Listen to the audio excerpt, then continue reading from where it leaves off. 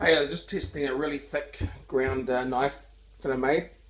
It's a single-edged fish knife, like a Diva style, just using my normal cook pattern. But I thought this is a good opportunity to show why I typically like a convex blade as opposed to a flat blade for kitchen use more than anything. Because this is a dead flat side, same as I'd have if I did a full height grind. And this is what happens with the fluid bonding. It's like when you put a drop of water between two glass plates. So when you're trying to cut really, really quickly and it doesn't release, it causes a bit of a problem. And if I just chop, depending on how you cut, you can get some serious starchy goodness going on there.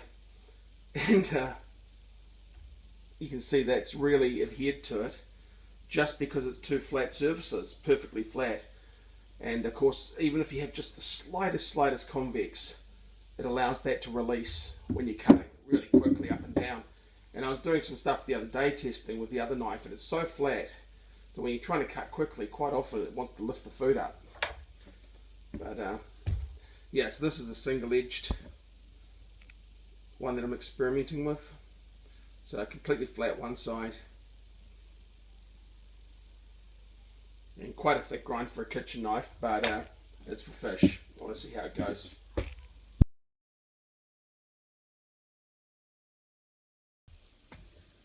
Hey, how's it going? I was just grinding another kitchen knife for myself, personal keeper.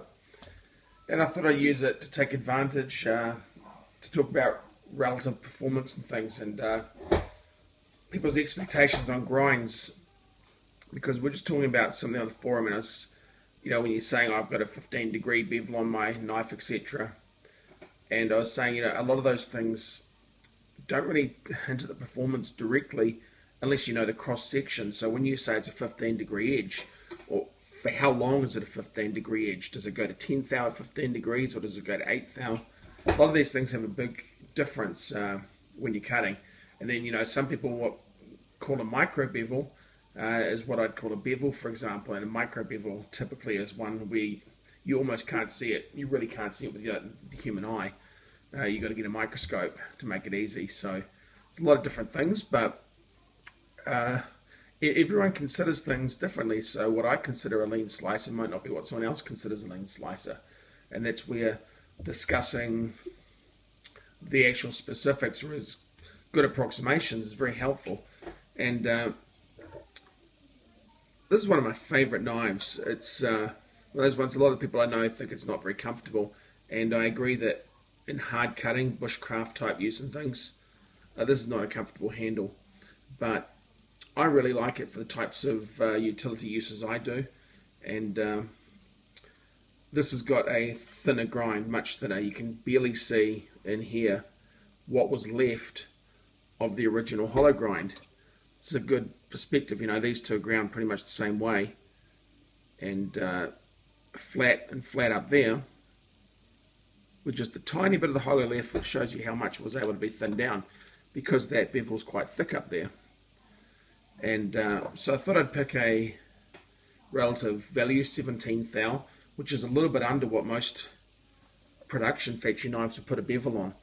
And so if I take that against a classic Sebenza, 17 thou looks like it's basically hitting the top of the bevel, because these are about 19 thou.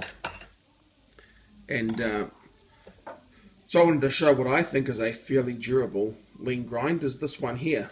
And it cuts really nicely. It's not super thin, but it's thin. And example of things I use this for, I've used this out fishing. I cut line with it, all sorts of stuff. When I caught a stingray that was about a 2.5 foot wingspan, I basically used this to cut the wings off, and because it was so thin and had a mildly coarse edge on, it was able to cut right through the cartilage very easily. And we're talking about lots of cartilage going down the side where the wing is. No damage or anything. So if we look at this one with 17 thou, it goes up quite a bit higher, so you can see how much was removed from that hollow grind. and that cuts really, really nicely. And so that gives you an idea of what I call a reasonably good cutting EDC knife that's not ultra thin. And I was just grinding this knife today for myself, and this is a single-sided knife with a bevel on both sides at the bottom to make it easy to sharpen. I don't like full chisel grinds where that's just dead flat and you're honing one side. So I just put a bevel on each side at the bottom, and you can see it's not a full height. So this is what I call an insanely durable grind, and this is going to be using for boning and fish and things, you know, and this will be good for chicken bones, getting through the joints.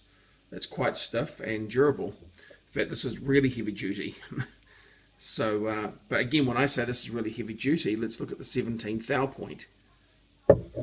So 17th thou, it's about the same as the Sebenza there, and up the tip it's much thicker, and 17th thou doesn't get far up there, so it's sharp, but it's not going to break going through bones and things. So it's interesting that what I call a really heavy duty boning knife is about the same or just slightly more robust at the tip than a really well thinned down Sebenza. And same thing here, 17th thou at the tip of this has been left very durable. I know the focus is out, but this is basically, after grinding all that off, is what I call a heavy duty knife, same as this boning knife, relatively speaking. And I think that's interesting. And compared to this, which is just insanely thin, set and 17th thou, well, that's 17th thou. I just laugh every time I do that. And you know, 17th thou down there is the durable area. And in fact, I decided, you can see I was doing a lot of stonework on this after I ground it down.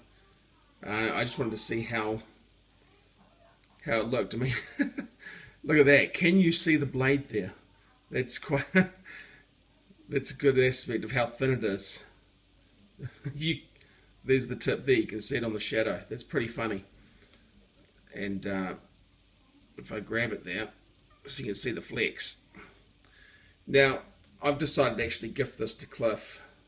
You know, Cliff gives so much of his own time because he enjoys it into testing and experimenting with knives, and this is such an extreme knife that it feels a waste to put it in my collection. So, as opposed to him getting some data points off it. And it's quite interesting because I've found as thin as this is, it cuts like insane.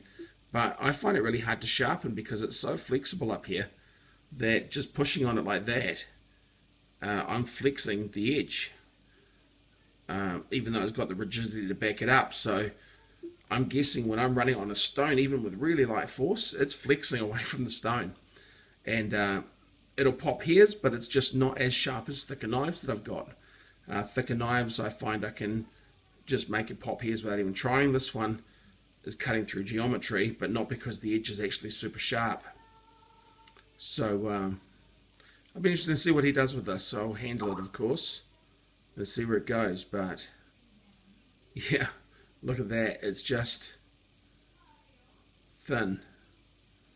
And you know, these were exactly the same blade design and blade stock.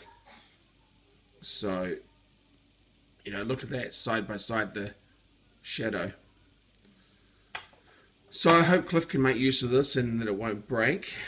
I think, you know, you use it as designed and it's not going to. I think it'll perform really well. But yeah, so the main point is, you know, when you're talking about whether something's heavy duty or a really thin slicer and things, a lot of this is perspective as well, and how you use a knife. You know, I could use this knife all day long, every day, knowing what it's like and never break it and do the job, whereas someone else might just snap a gigantic chunk from here all the way to there out of it on a frozen bone because they just don't think about it, because their idea of thin might be this. So yeah, just some food for thought. Catch you guys later.